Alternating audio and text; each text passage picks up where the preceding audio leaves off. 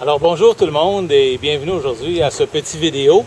Aujourd'hui, je suis en compagnie d'un bon ami à moi, un bon ami de Costour, un bon ami costaricien à nous, Omar Zuniga. Buenas tardes, buenas tardes. Ça va bien aujourd'hui? Oui, très bien, merci toi-même. Excellent, merci. Bienvenue aux vidéos. Omar, aujourd'hui, on va faire ensemble un petit exercice. Très bien. Alors, on va revoir pour vous 10 expressions populaires costariciennes.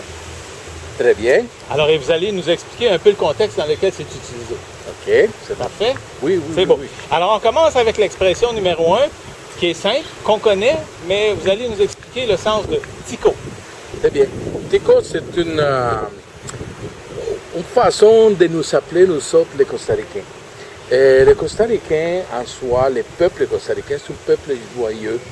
C'est un peuple qui peut ressembler un peu au Québec, dans le sens qui est un peuple taquin, un peuple espiègle, un peuple qui aime rire, et aussi un peuple qui est très aimable, et puis qui a tendance à être aussi comme très chérissant, c'est qui aime. Donc, tico, c'est une déformation de la langue espagnole pour amener un sens un peu comme un diminutif, mais gentil de toute chose et de toute personne. Alors, si nous, les Québécois, les Canadiens qui sommes ici, on fait référence au mot tico, c'est pas négatif, c'est pas péjoratif du tout. Oh non, non, c'est un non, compliment. C'est un compliment, c'est aimable, on ne se sent jamais mal de se faire traiter de tico, c'est pas du tout péjoratif. C'est parce que, par exemple, en espagnol d'Espagne, en vrai espagnol, on dirait un momentito. Et nous autres, les Costaricains, on va dire un momentico. Alors, ce tico-là, ça a la particularité d'être juste dans notre petit pays du Costa Rica, qui on dit tico. Alors, c'est un peu comme au Québec, un peu une semblance, comme par exemple, entre les gars, mettons dans une raffinerie, une compagnie, les gars, entre eux, ils s'appellent Petit Jean, Petit Guy, Petit Paul. Petit Yves, voilà. Et c'est une façon amicale, oui, chaleureuse de se traiter. Alors, c'est pas comme au Québec, ticoune. Pas du tout comme non, ça. Non. Ça passe cet aspect négatif, si l'on veut. Gracias, amigo. La deuxième expression, maintenant, elle est populaire. On l'entend beaucoup, on la voit partout au Costa Rica.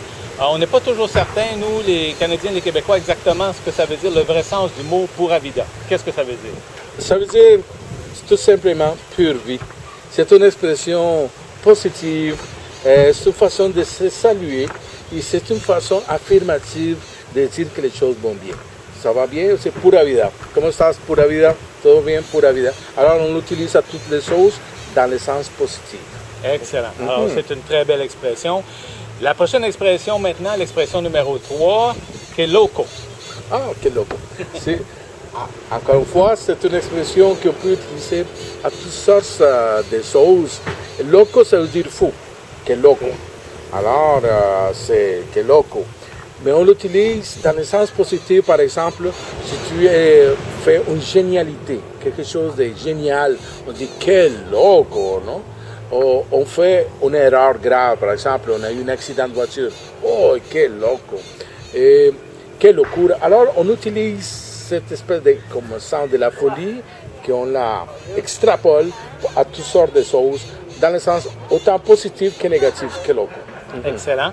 L'expression numéro 4, qui a des similitudes avec une expression au Québec aussi, brettéard, comme bretter au Québec ou au Canada. Oui. Ça se pourrait que ce soit un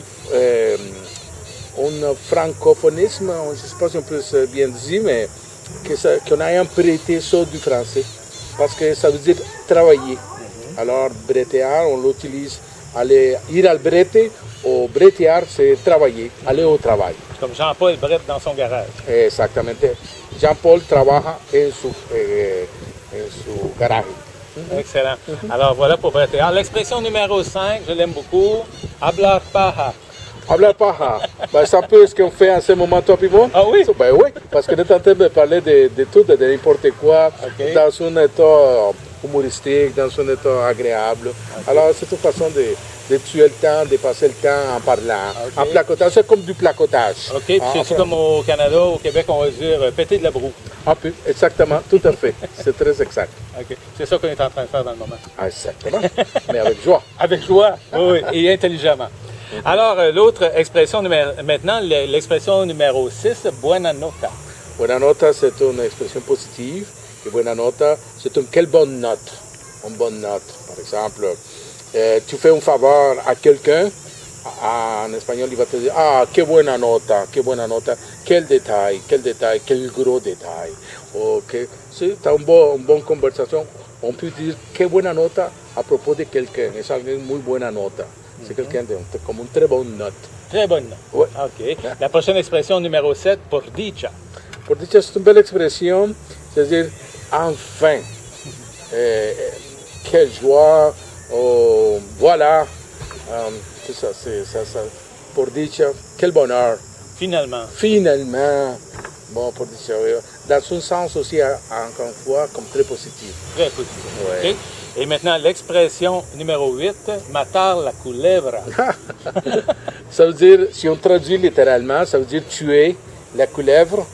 Et puis là, ça, à un moment donné, on raconte qu'il y avait un Américain qui avait engagé des Costa-Ricains pour travailler, puis il en a trouvé un des gars qui faisait rien, puis là, il demande qu'est-ce que tu fais, puis le gars, il a dit rien.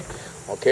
Là, il s'en va, il retrouve un autre gars qui trouve qu'il faisait rien, puis il demande qu'est-ce que tu fais.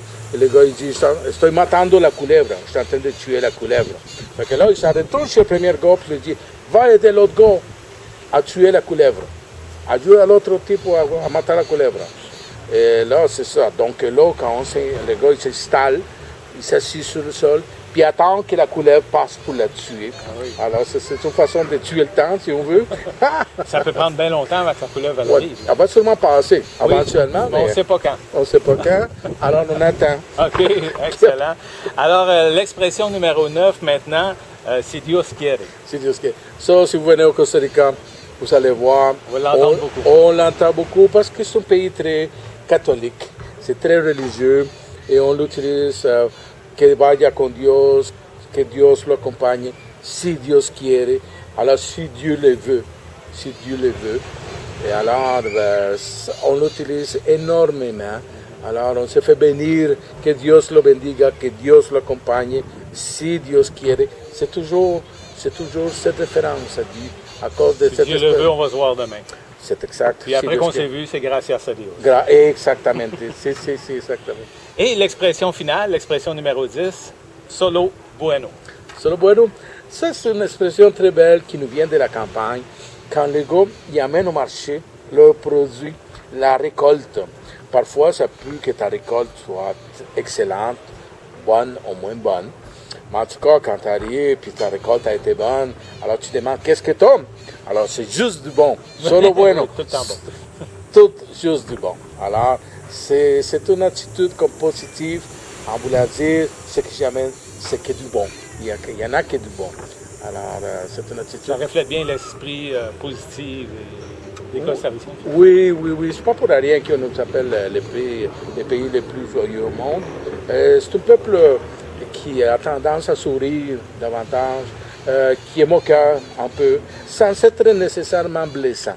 Ça, c'est important. Ça veut dire qu'on peut se moquer un peu, mais c'est important entre nous, les Costa-Ricains, de ne pas trop se prendre au sérieux, d'être prêt à sourire et à rire de soi.